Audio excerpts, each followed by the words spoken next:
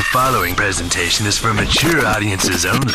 Who are you? He's a fine man. All hell is broken loose. He's a great broadcaster. He's a very powerful guy. Absolutely brilliant. Feared by men, adored by women. He's a smart boy. It's patriotic. It's no big deal. It's the end of the world.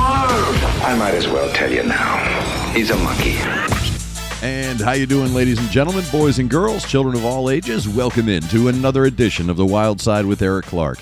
I am your host, Eric Clark, saying thank you for taking time out of your busy day to give my video a watch and a listen. If you like it, like it. If you think other people are going to dig it, give it a share. Make sure you are subscribed to the YouTube channel and you hit that notification button. That way, when we do our live streams on Wednesdays and Saturdays, you get the notification to come join the chat. 2 hours of fun and frivolity. If you have a suggestion for a band, song, video, something you want me to check out, the best way to get your suggestion to me is down there on the Discord server. Hit that Discord link, come on over, join the fun. Everything you need is on the left-hand side of the screen.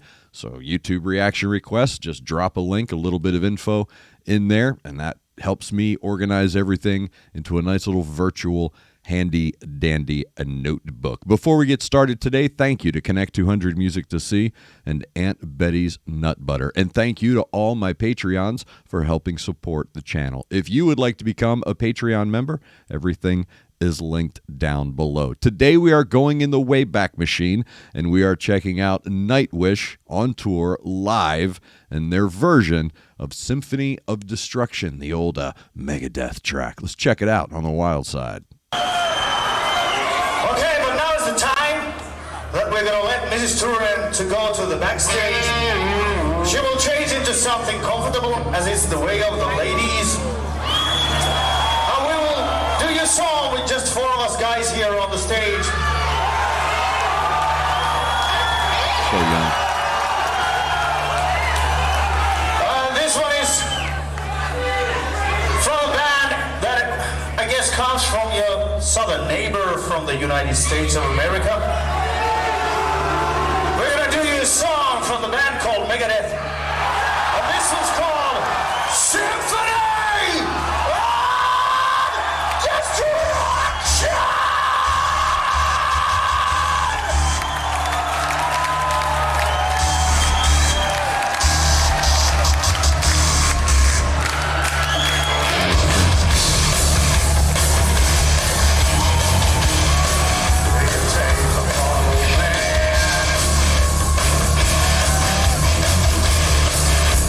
Put it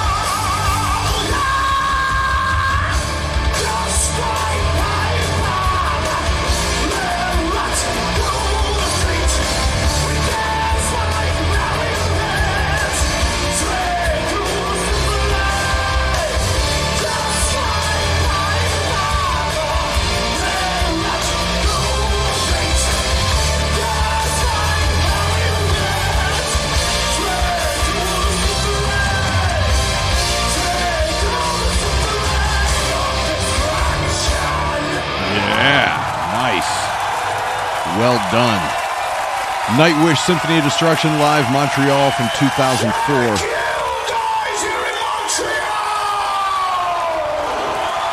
Well done. I like that. Yes. Well done. So a couple things real quick. Thank you again for the suggestion. There's your drive-by from Charlie. Thank you for the suggestion for Nightwish Symphony of Destruction. I've been meaning to get to it. I apologize. It has been a long time coming. I've been getting the friendly reminder about doing Symphony of Destruction. Again, if you have a suggestion for a band song, video, something you want me to check out, the Discord server is the place to go. Right there on the left-hand side, you'll see YouTube reaction requests. Drop it in there. The only two things I would say that even dance towards the negative about that would be, number one, I could use some better audio quality. Of course, I'm spoiled. I'm if you can't plug it into the mixing board to get the second channel sound, then it's going to sound like somebody's phone. But I could hear it well enough. So there's covers that people do a lot of times.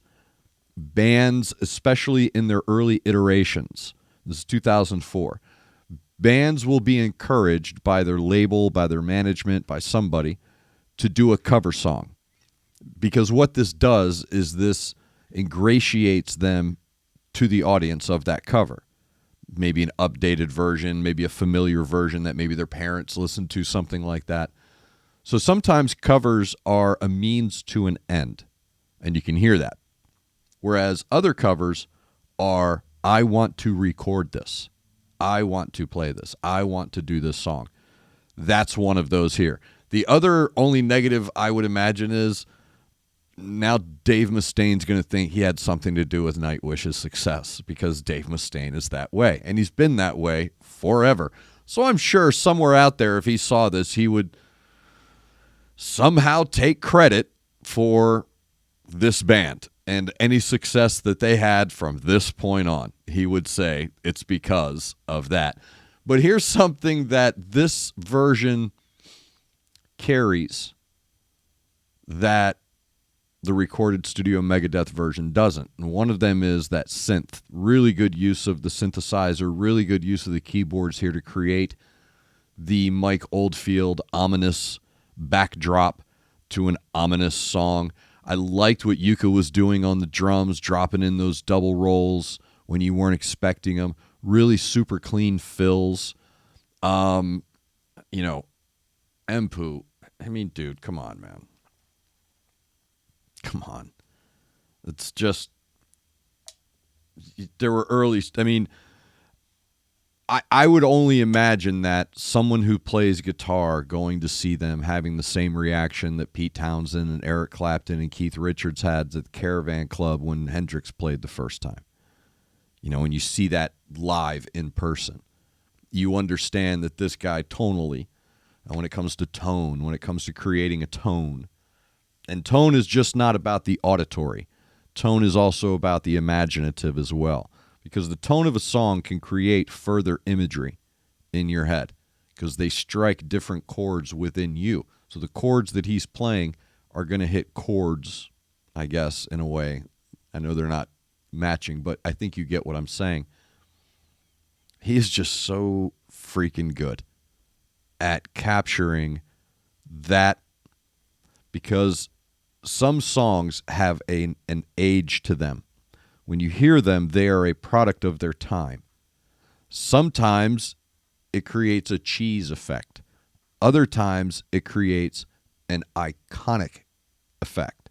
That's what Symphony of Destruction is. Symphony of Destruction, I don't think is really so much about Megadeth as I think it's about the people who were listening to it at that time. So it holds a different weight to old metalheads. It really does. And it goes beyond Megadeth. I know a lot of people who love the song who aren't even fans of Megadeth. So it carries this extra bona fides, just as the song itself. And then when you add that dude's vocals to it, I'm not saying that this is how it should be sang. with that really sweet symphonic melody that I think only Marco and maybe a couple of other people can pull off, because he does this really cool trick. Hold on a second. I will forever point this out because I want people who there's going to be people watching this right now who have seen a lot of my videos and they know exactly what I'm getting ready to say. But for those that have never watched a video where Marco is singing that I've commented on, one of the things I've talked about with Marco in particular is that dude is metal. He's metal. No matter what register or key he's singing in, it's metal. He carries it's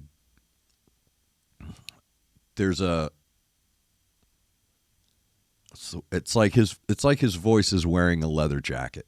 All right? I mean, that's kind of how I put it. But something that he does, this cool little thing that he does when he is harmonizing, it's almost like Marco's yodel. There's singers like Anke van Giersbergen, Dwight Yoakam. When they sing, they'll drop in this quick yodel almost in their vocals. Whereas what Marco does, I guess I don't think it's a yodel, but it's this really cool misdirection with his vocals. So you think it's going to do one thing, and he takes it in a different direction, and it fits. So I've always said that about his vocals, that he has this gravitas, this gravelly gravitas to his voice, that when you hear it, like I said, this guy could be singing Twinkle, Twinkle, Little Star, and it'll be the most metal Mozart you've ever heard, right? Like, it doesn't matter what the guy's singing. You know, he could be singing anything, and it's going to sound heavier. It's going to sound thicker, more rich in its tone and its attitude because of who he is. He is metal.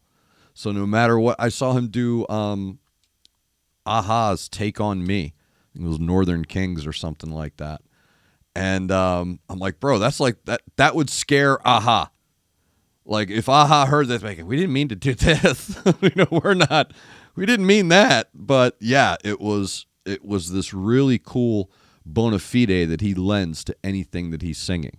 And he does it with such a plum, especially when you watch him live, that you see him just seamlessly take on these vocal exchanges. And there's no straining, there's no dropping. You know, a lot of times vocalists, especially live, will drop or they'll ramp because they're active on stage, they're doing their thing or whatever. What I like about Marco and Floor and other singers of this ilk is that they're so thick and solid in their texture through their singing that there's no loss. There's no generational loss or anything. You're not hearing anything tail off. I think they're called onsets or something like that. You'd have to ask a vocal coach.